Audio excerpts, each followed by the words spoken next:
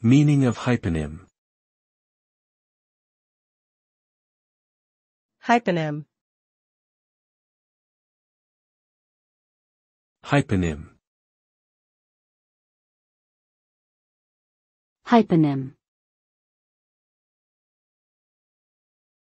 Hyponym. A hyponym is a word that refers to a specific subclass of a broader category.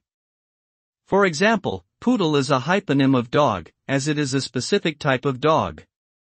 Hyponyms are important in linguistics and semantic analysis as they help to organize and classify words based on their relationships with one another. By identifying hyponyms, we can better understand how words are related to each other and create more precise categorizations. Overall, hyponyms play a crucial role in natural language processing and the study of language structure and meaning.